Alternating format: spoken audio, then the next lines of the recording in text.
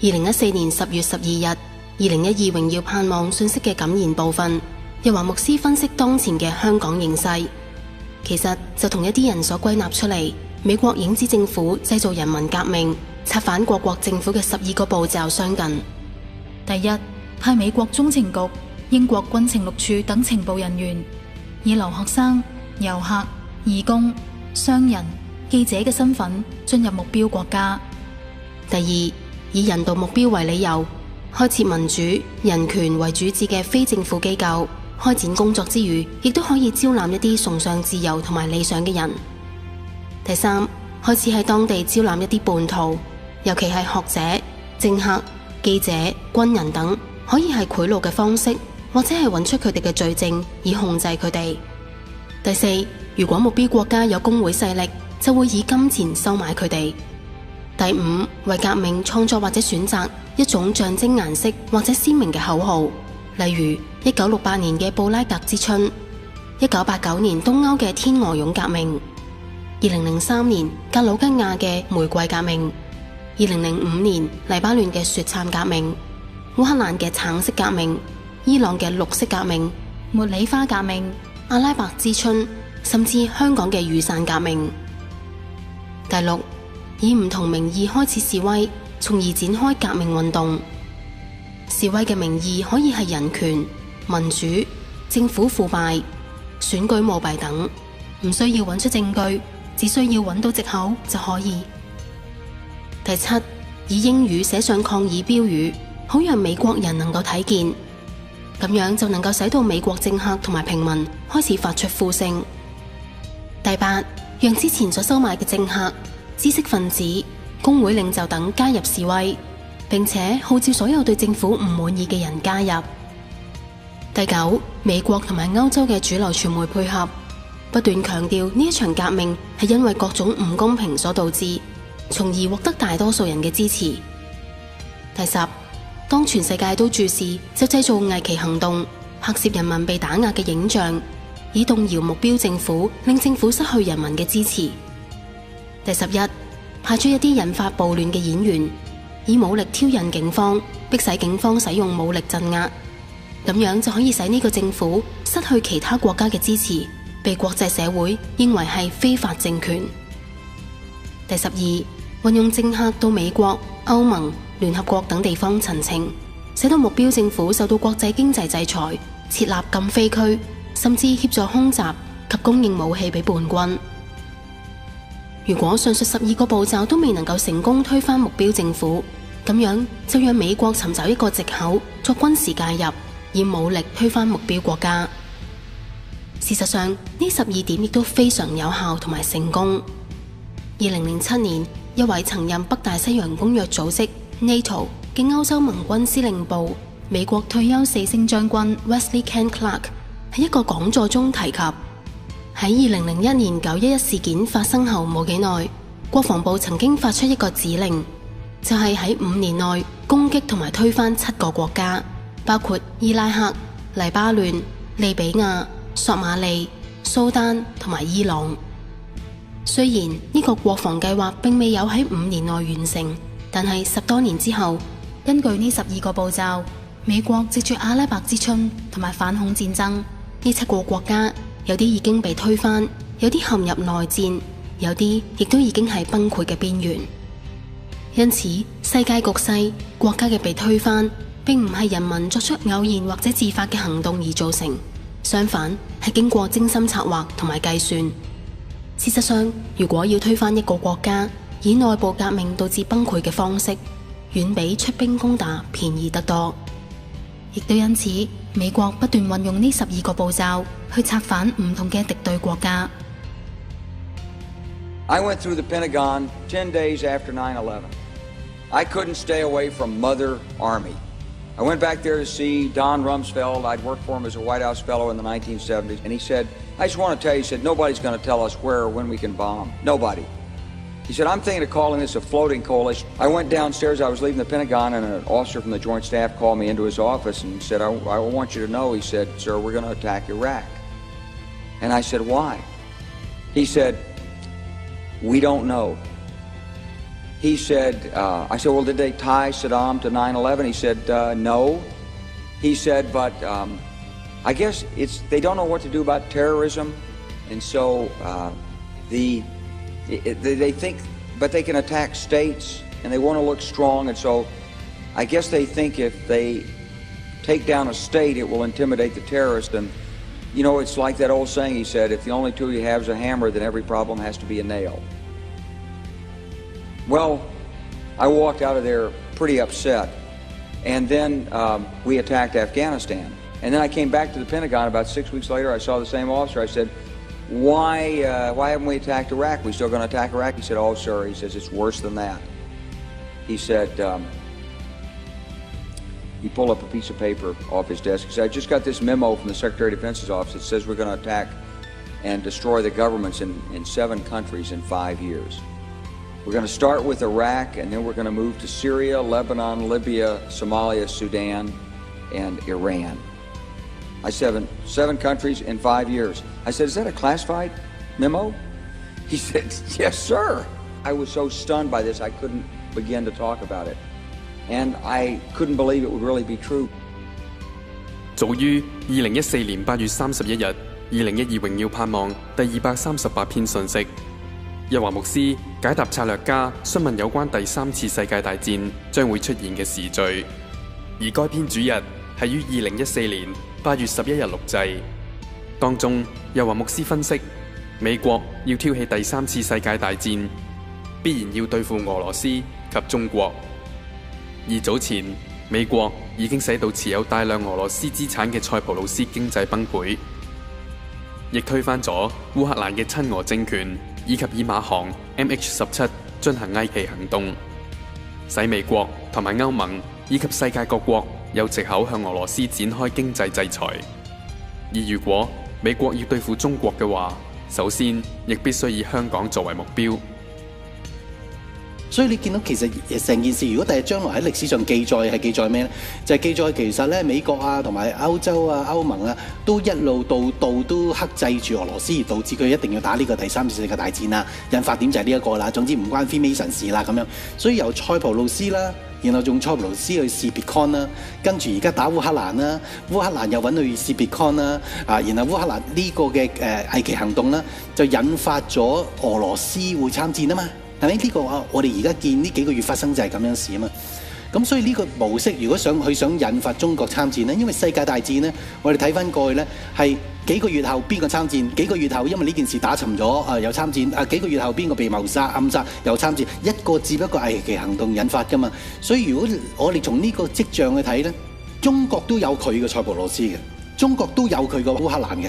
OK， 中國係有一個城市仔呢，係靠佢運金同埋銀大量藉着匯豐銀行運上去俾佢嘅。OK 而中國亦係有一笪地方呢，佢嘅商業啊經濟係靠晒佢嘅，係叫做特區，嗰個就係香港啦。咁所以變咗呢，如果一出事嘅話呢，其實我哋會見到呢，針對塞浦路斯同埋針對烏克蘭會發生嘅嘢呢，都一樣，全部兩樣都發生喺香港，咁樣去引發中國去參戰咯。原因對於美國而言，香港只係一個小城市，對於國與國之間嘅角力，貨幣戰爭越演越烈，俄羅斯及中國與其他國家靠攏，金磚5國自行開設銀行同埋儲備基金，目的亦都就係要擺脫美金，唔讓美國繼續以印鈔嘅方式以紙幣換取各國嘅實質資源。但係貨幣卻源於對政府嘅信任，因此美國如果要維持美元嘅地位，一方面就係要維持軍事上嘅霸權，另一方面就係讓其他國家嘅人民唔信任自己國家嘅貨幣，或係讓其他國家嘅經濟比美國更差，咁樣會讓普羅大眾喺冇選擇嘅情況下，喺相對嘅情況下繼續選取美元作為貿易嘅單位。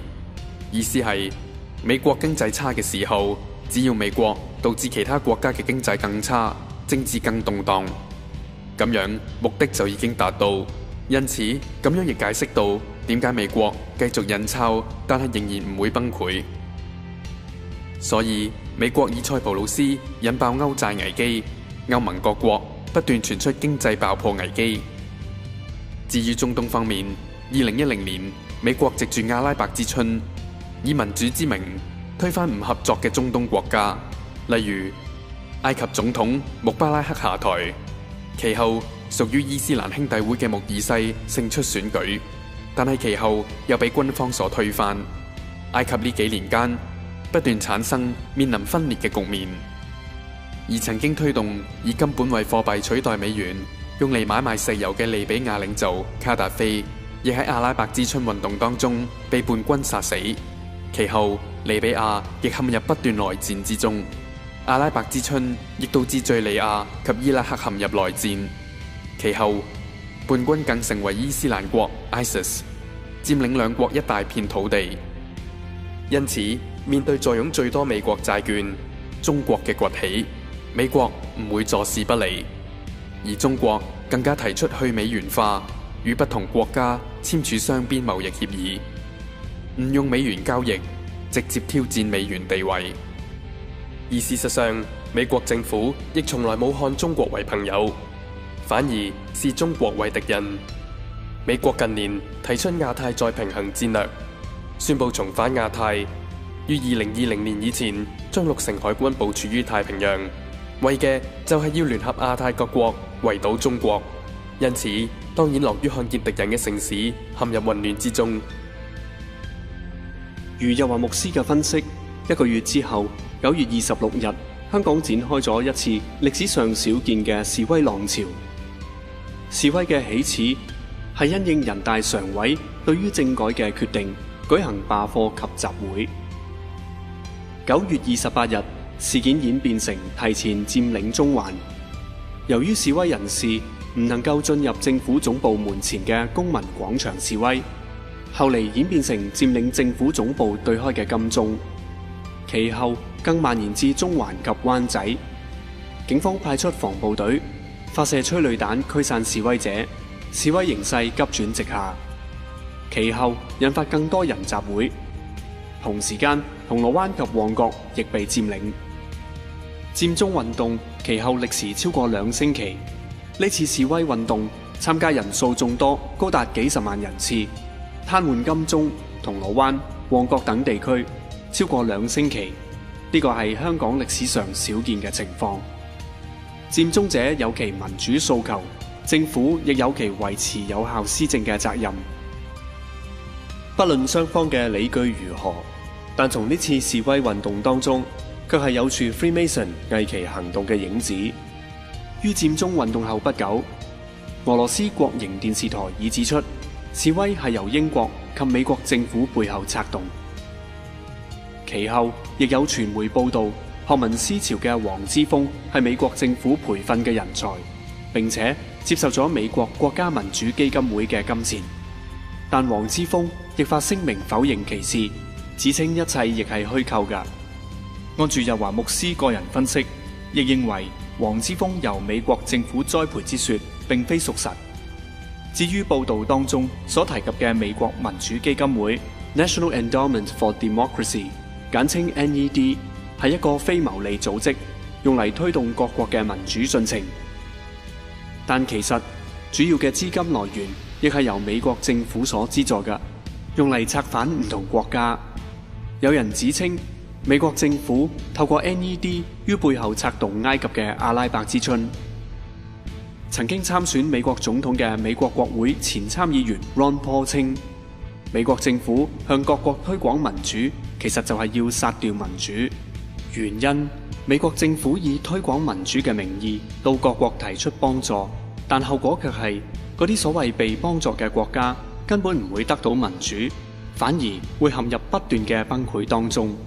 並且佢提及美國政府自1991年起透過 NED 等機構已經向烏克蘭投入超過50億美元，協助烏克蘭發展民主。其實最終就係策反烏克蘭親俄羅斯政權，改為親西方，造成現時烏克蘭陷入分裂、內戰邊緣，直接打擊俄羅斯，迫使俄羅斯參與第3次世界大戰。於烏克蘭示威期間，互聯網上出現咗一段名為《我是烏克蘭人》嘅影片。影片中嘅少女希望世界各國能夠幫助烏克蘭人對抗暴政，獲得民主。但後來卻被人發現呢段影片根本就唔係一段烏克蘭人自發攝製嘅片段，而係由與 NED 有聯繫嘅 Larry Diamond 所負責。當中就係運用鏡頭遠勝推銷烏克蘭革命，目的就係要挑動各地嘅輿論，一方面憐憫示威者，另一方面譴責呢個腐敗暴力嘅政權。可是觀眾們並唔知道呢個其實只係一場戲。I am the Ukrainian, the native of Kiev, and now I am on Maidan, on the central part of my city. I want you to know why thousands of people all over my country are on the streets. There is only one reason. We want to be free from a dictatorship. We want to be free from the politicians who work only for themselves, who are ready to shoot, to beat, to injure people just for saving their money, just for saving their houses, just to saving their power. I want these people who are here, who have dignity, who are brave, I want them to live a normal life. We are civilized people, but our governments are barbarians. That's not a Soviet Union. We want our courts not to be corrupted. We want to be free. I know that maybe tomorrow we will have no phone, no internet connection, and we will be alone here.